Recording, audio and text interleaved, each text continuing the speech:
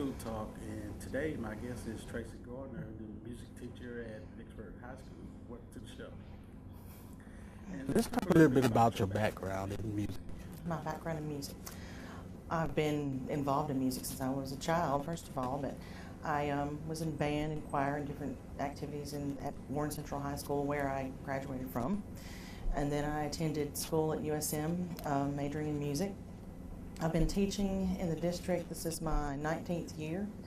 It is only my 6th year at Vicksburg High School, but I've just always been involved in music one way or other, where it's at my job or outside of my job in my own personal time. It's just something I love. Yeah, and you also play in a band as well.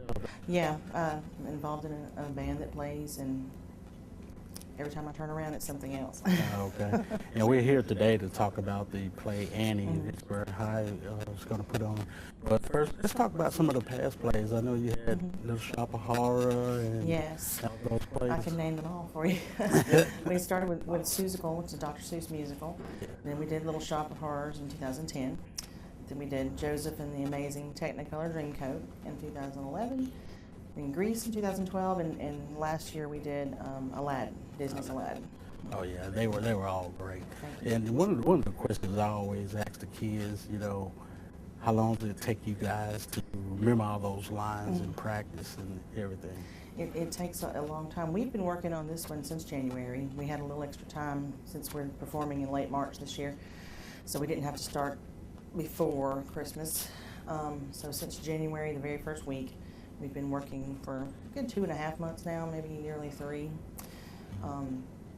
It takes a long time, and they learn that as they go. It takes longer than they think it's going to help them memorize all those lines. But they work very hard, and they do a good job.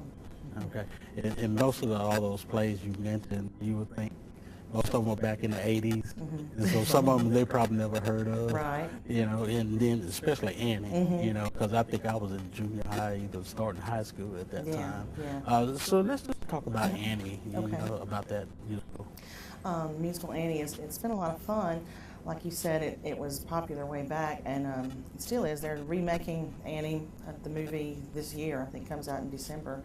It's more of a modernized version of Annie. It's going to be really, really interesting. But my favorite thing about Annie so far is that there's a lot of things that were funny from back in the 30s, where Annie's set is set, and then things that were funny a long time ago that they don't get. And we get to explain it to them. They get to learn a little more about history and the Great Depression and President Hoover and President Roosevelt. And once they understand the meaning behind the jokes, then they get it, and it's funny. So they're learning a little bit along the way also about history. But we're enjoying working on Annie. We have a rather young cast this year. A lot of freshmen and sophomores. Really? Just turned out that way, but we're proud of them. They're doing well. They're performing like pros. And the whole story behind Annie is that she ran away as an orphan and everything. So just talk a little bit about that. She's an orphan. She lives in an orphanage with a very, a mean person who kind of runs the place, Mrs. Hannigan. She believes with all her heart that her parents are still alive somewhere, and they're going to come back and get her. She gets an opportunity to go and stay with Mr. Warbucks, who's a billionaire, and spend a little time there. And she practically charms everyone in the house to the point that they really want to keep her then. She still has belief that her parents are going to come back and get her, but in the end, they find out that that's not the case. And so it's sort of a happily ever after ending for Annie and Warbucks as well. Okay. And then one of the most famous things that everybody always remember by Annie is the song Tomorrow. Tomorrow. Yeah, because I think everybody knows that song. Yes, yes, it sticks in your head too. Yeah. And then another one was Hard Knock Life. Hard Knock Life. Yeah, as well. I think that's my favorite one. Oh yeah. So is anything else? What about your construction design and all those people who've been working? Yeah. Our person who designs and builds the stage set is Michelle Fazzackerly. She's better known around here as Coach Fizz. But she puts in a lot of hard work with our students and our crew that she puts together, and they sometimes create things that I don't even believe it's possible. But they do a wonderful job with it. Yeah, and then what about all the backstage crew and all those guys? Backstage crew, we have large crew full of students that go to Vicksburg High School. We have other teachers that are involved. Angela Chapin, our assistant choir director. Dexter Peterson is a teacher here at Vicksburg High. He helps with the students in the cast at night, working with them on lines, working with them in music. Jason McKellar, assistant principal at Vicksburg Junior High, comes over and helps out. Same thing. He's got a theater background, so we have a lot of input into putting this thing together. Okay. We'll talk about the main characters, some of the students who are the main characters Okay. in this. Well, our main character, I guess Annie, her name is Kinsey Irons. She is a freshman, and she's a member of Madrigals. She really fits the part. When the wig goes on her head, you think that she's really Annie. Okay. She does a fantastic job. Miss Hannigan, who's the mean lady who oversees the orphanage, she is also a freshman, but you'll never know it when you see her perform. She does a fantastic job. Miss Farrell, Grace Farrell, is Cambria Abdeen. She is a senior. And Miss Farrell is the person, she's sort of like the secretary from Mr. Warbucks. Okay. And she is the one who kind of, I guess, leads the way for Annie to be brought into Mr. Warbucks' home and eventually end up staying there. And Mr. Warbucks is Jameson Watson. He's a sophomore. Okay. And he's the rich billionaire. He doesn't really know much about kids. Once Annie's there, though, she kind of steals his heart, and he decides that he wants to keep her and raise her. Okay. Okay. Well, I guess first we need to give out some dates and times of the play. March 28th and 29th. That's a Friday and a Saturday. Both evenings, our shows are at 7 o'clock. Tickets are $7. And they can be purchased at the door, or you can call me at 601-831-1807 to reserve or to, if you need more information. Okay. And before I let you go, then I guess it's time you could talk about choir as well. You guys won a couple awards at state. We did. We attended a contest in the fall, Riverland Choral Festival at Pearl High School, and for the first time ever, we didn't just score superiors with one group. We scored superiors with both groups that we took. So we're really proud of that. We've gone in the past just to kind of see where we stand at that point in the year, which is only October, November. And this year, we were in a good place. We got our superiors there. In February, we went to district contest, and all three groups that we took madrigals, varsity choir, and women's choir, all three groups scored superior, as well as in sight reading. And so that's a big improvement for us, and a big achievement overall. In about 2 weeks after Annie is finished, we're going to Atlanta.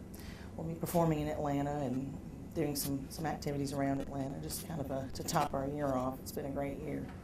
Okay, so after the play, you're going right we're back. going to Atlanta. Oh yeah, it's one thing after another around here. Okay. All Great right. year, though. Well, that's good. Well, okay, everybody. Annie at Vicksburg High School, March 28th, 29th at 7 p.m. 7 p.m. at Vicksburg High School. Okay. All right. Thank you for joining All right, us. thank you. All right. Okay, and we're back, and we have some of the cast members here from Annie here at Vicksburg High School, and just kind of introduce yourself for us. My name is Jameson Watson. I play Oliver Warbucks in the play. I'm a tenor in choir, mostly. My name is Cambria Abdeen. I'm a senior at Vicksburg High School, and I sing soprano in the choir. Okay. Just talk about your part in the play that you're playing in the play. Well, my part is Grace Farrell. She's the secretary to Oliver Warbucks, and she initiates the fact that to get an orphan to come and stay at Mr. Warbucks' mansion for 2 weeks for the Christmas holidays. And when she goes, she meets Miss Hannigan, and that's probably the only person she's very mean to in the whole musical, because Grace is a very big-hearted character, and she loves Annie with all her heart, and she really wants Warbucks to adopt her.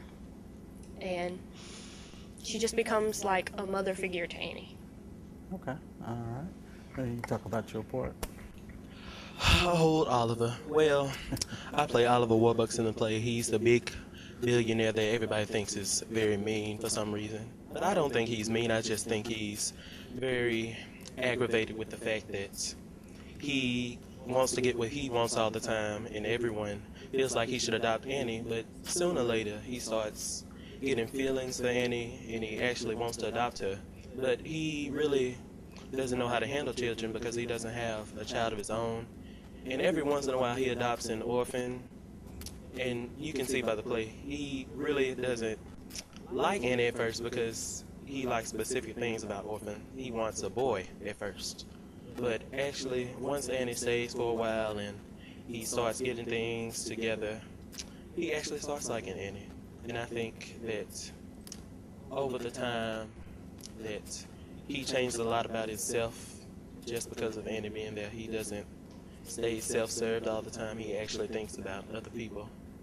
And he learns that he doesn't always have to keep life to himself because he's a billionaire and he's always had to step over people and kind of push people around just to get to the top. And he realizes that if he doesn't have anyone else to share it with and cherish the good things about life, he really should just be poor by himself.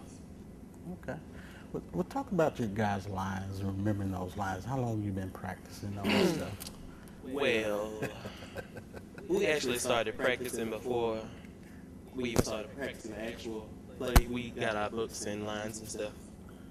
Myself, I practice these lines every day, even while we're at school when I'm not doing actual schoolwork. I just look at the book all the time, and sometimes I forget my lines, sometimes they just disappear while we're practicing, and sometimes they just come out. Like, I can just be sitting in class reading a book and I just start yelling randomly and I get people to look at me. But I have a lot of willpower, I want to say, because I like to do stuff like this.